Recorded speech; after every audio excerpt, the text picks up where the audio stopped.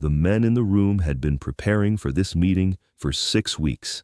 They had rehearsed the offer multiple times in different configurations. They had refined the language until every word had been weighed and approved.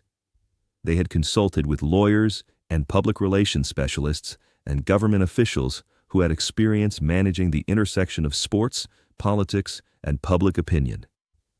They had spent considerable time and resources constructing what they believed was something airtight. They believed they had found the single formulation that would bring Muhammad Ali back to boxing on their terms, while giving him something he could present to the public as a genuine victory. They had prepared a conference table and a formal folder and a specific sequence for presenting the offer, and 4 experienced men in expensive suits and 23 minutes blocked out in their calendars. The meeting lasted 11 seconds after the condition was stated. It was the spring of 1969. Muhammad Ali had been out of boxing for 2 full years. He was 27 years old. By any measurement that mattered in professional athletics, he was in the middle years of what should have been the undisputed peak of his career. He was bigger than he had been at 22. His reflexes had not yet begun the natural decline of age. His ring IQ, always extraordinary, had deepened with years of additional observation and analysis. He was, in the assessment of every serious boxing person who knew him in that period, a better fighter at 27 than he had been at 25 when they took everything from him. What they had taken was extensive. His heavyweight championship of the world, stripped in April 1967 within hours of his refusal to step forward at the induction center in Houston, Texas. His professional boxing license, revoked in every state in America within days of the same event. His passport, seized by the United States government, preventing him from fighting abroad in jurisdictions that might otherwise have been willing to license him. His primary source of income eliminated entirely by the license revocations, and pending over everything, a federal criminal conviction for refusing military service that carried a maximum sentence of 5 years in federal prison and a $10,000 fine, which his attorneys were fighting in the courts, but which remained very much alive as a legal reality that could take whatever remained of his athletic prime away from him entirely. He was supporting himself in 1969 by speaking at college campuses across the country. Universities would pay him to come and speak about his beliefs and his case and what he understood about the war and the draft and the relationship between Black Americans and the institutions that claimed authority over their lives. The fees were enough to keep him operational. They were not enough to rebuild what had been taken. He was also receiving royalties from a Broadway musical called Buck White that had opened briefly in late 1969 and given him a platform, but not a significant income. He was 27 years old and living on a level of financial constraint that was radically inconsistent with being the most talented heavyweight boxer alive. The men at the table understood his situation precisely. They had done their research. They knew the financial numbers. They knew the legal situation. They knew the pressure points. They had spent 6 weeks identifying everything they could identify about where Ali was vulnerable to the right offer, and they had constructed their approach around those vulnerabilities with the confidence of experienced men who had successfully applied similar analyses to similar situations before. The men at the table were representatives of 3 of the most powerful institutions in American boxing in 1969. Harold Conrad, a veteran boxing promoter who had worked with some of the greatest champions of the previous 2 decades. Robert Evans, a lawyer who represented several state athletic commissions and had been involved in the negotiations around Ali's original stripping. And 2 unnamed representatives from what was described in contemporaneous accounts only as a consortium of boxing interests with significant influence over which fighters got licensed in which states, and which fighters got featured on the television contracts that generated most of boxing's revenue in that era. They had a proposition. The proposition had 2 parts. The first part was straightforward. If Ali agreed to their condition, They would use their combined influence to secure him a boxing license in a state willing to issue one, arrange a title elimination fight that would put him on a path to reclaiming the heavyweight championship, and provide him with a guaranteed purse large enough to resolve his financial situation entirely. The money was real, the influence was real, the path was real. They had the ability to deliver everything they were offering. The second part was the condition. Before they stated it, they emphasized the first part again. The money, the license, the title shot. They wanted Ali to understand clearly what was on the table before they told him what they needed in return. This was deliberate. This was the structure they had worked out with their public relations advisors. Present the offer in full. Let him feel the weight of what was being offered. Then state the condition. The theory was that a man who had been without income from his profession for 2 years, who was facing a federal prison sentence, who was 27 years old in what should have been the peak years of his athletic career, would be in a psychological position where the weight of the offer would make the condition seem manageable. The condition was this: Ali would need to make a public statement expressing support for the United States military's mission in Vietnam. Not a recantation of his draft refusal, not an admission that he had been wrong, just a statement of general support for the troops and their service. Something the public affairs people could use to soften the political controversy around Ali's return to boxing. Something that would give the television networks cover to broadcast his fights without facing pressure from veterans groups and government officials, who had made clear they would object to Ali's rehabilitation without some gesture of reconciliation. Just a statement, a few sentences, something that could be described as a clarification of his position rather than a reversal. Harold Conrad stated the condition clearly and precisely, in the language they had spent weeks perfecting. He stated it once, then he put his hands flat on the table and looked at Ali and waited for a response. Ali looked at the 4 men at the table. He looked at Harold Conrad. He looked at Robert Evans. He looked at the 2 men whose names were not in the public record. He looked at the folder on the table between them. He looked at the 4 faces waiting for him to speak or calculate or negotiate or in some way engage with the proposition that had just been placed in front of him. He said nothing for 11 seconds. People who were present in that room described those 11 seconds afterward in terms that were remarkably consistent with each other, despite the varying relationships each witness had to the situation and the varying amounts of time that had passed before they described it. The consistency was in what they said the silence was not. It was not the silence of a man processing. It was not the silence of a man calculating the value of what was on the table against the cost of the condition. It was not the silence of temptation. It was not even particularly dramatic. It was simply the silence of a man for whom the answer existed before the question was completed, and who was extending the professional courtesy of waiting a reasonable interval before demonstrating that nothing in the room had changed.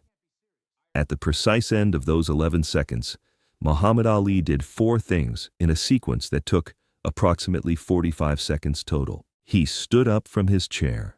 He reached across to where his jacket had been draped over the back of the chair, and he put it on. He picked up his hat from the table, where he had set it when he arrived, the gesture of a man who had expected from the beginning that he might need it back sooner than they expected. He looked directly at Harold Conrad, and he said one sentence, clearly and without particular emphasis, in the tone of a man making a factual statement rather than a declaration. He said, "I already said what I have to say about Vietnam, and I said it when it cost me everything I had, so I don't have anything new to add." Then he walked to the door, opened it, and left. He was on the street outside the building within 90 seconds of standing up from the table. The meeting that the 4 men had spent 6 weeks preparing, that they had blocked 23 minutes on their calendars for, that they had flown in for and paid for and consulted experts to refine, had lasted under 4 minutes from his arrival to his departure. The offer had been presented. The condition had been stated at approximately minute 3. The meeting had ended 11 seconds later. The four men sat at the conference table and looked at the door through which he had walked, and at the empty chair he had left behind, and at the folder that had not been meted. Harold Conrad told the story to a journalist in 1974, 5 years after the meeting. He said the moment Ali stood up, he understood something about what they had attempted that he had not fully understood while they were planning it. He said they had believed that 2 years of exile and financial difficulty and pending criminal charges had put Ali in a position where the offer would be irresistible. What they had not calculated was that the 2 years had not weakened the position. The 2 years had confirmed it. Every day that Ali had survived without his title, every college campus where he had spoken without recanting, every month that had passed without the exile producing the surrender that the stripping was intended to produce, had added weight to the position rather than eroding it. The exile had not been gradually wearing him down. It had been gradually building the proof that he could not be worn down. They had walked into the meeting, not understanding that the very duration of his resistance was the evidence that their offer could not overcome. What the meeting represented in the larger context of Ali's situation in 1969 was something more significant than a single negotiation that had failed for the people on one side of the table. It was the clearest demonstration yet of the fundamental error that every institution that had attempted to manage Ali since April 1967 had consistently made, the error at the center of every failed attempt to bring him back on terms that were not his own. The error was the assumption that what Ali valued could be accurately priced, that the right combination of money and access and opportunity, arranged and offered at the right moment by the right people, would eventually produce a number that exceeded the value he placed on his position. That there was a threshold above which the offer would become large enough that maintaining the refusal was no longer what a rational person would choose.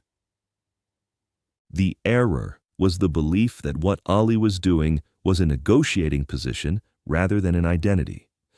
These two things look similar from the outside for a time. Both involve a person refusing to move. Both involve a person resisting pressure, but they are completely different in their nature and in what can change them. A negotiating position has a price because it is maintained for the purpose of obtaining something in exchange for ending it. An identity does not have a price because it is not maintained for any purpose. It simply is. It is what the person is. When you attempt to purchase a negotiating position, you are engaged in a transaction that will eventually resolve. When you attempt to purchase an identity, you are attempting to buy something that is not a commodity, and therefore has no price and cannot be bought, regardless of what you put on the table. Harold Conrad, who told the full story publicly in 1974, said that the moment Ali stood up from the table, he understood what the previous 6 weeks of preparation had been missing. He said they had spent 6 weeks building an offer and had never once considered the possibility that the thing they were trying to purchase was not the kind of thing that could be purchased at all. He said he had been in the business of making deals for 25 years, and he knew what it looked like when a man was negotiating and what it looked like when a man simply was not.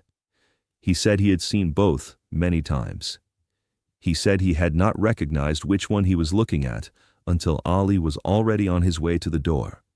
He said by then there was nothing to do except sit and understand what had just happened.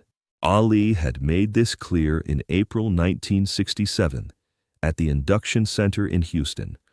He had made it clear through 2 years of exile. He had made it clear on college campuses across the country.